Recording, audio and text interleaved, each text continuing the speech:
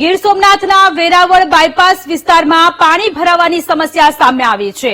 NHAI દ્વારા પાણીના યોગ્ય નિકાલના અભાવે રસ્તા પર નદીની જેમ પાણી વહી રહ્યા છે।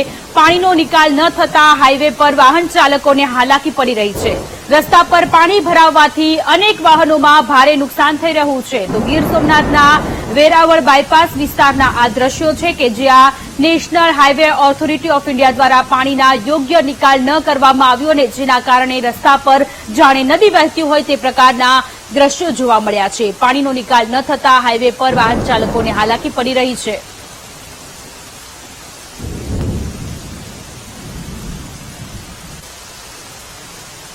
સંવાદદાતા રોહિત ફોનલાઈન પર જોડાયેલા છે। રોહિત, ગીર સોમનાથના વેરાવળ બાયપાસ વિસ્તારમાં પાણી ભરાવાની સમસ્યા સામે આવી છે, વાહન ચાલકોને ભારે હાલાકી પડી રહી છે, વધુ વિગતો?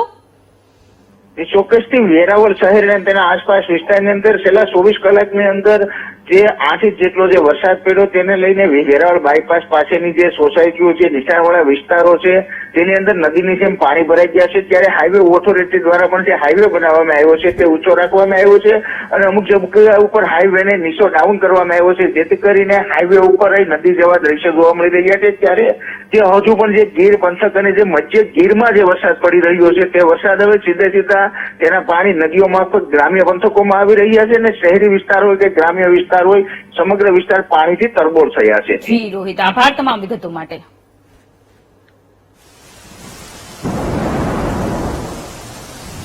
તો ગીર સોમનાથના આ દ્રશ્યો છે। ગીર સોમનાથ વેરાવળ બાયપાસ વિસ્તારમાં પાણી ભરાઈ ગયા છે, વાહન ચાલકોને ઘણી બધી મુશ્કેલીનો સામનો કરવો પડી રહ્યો છે।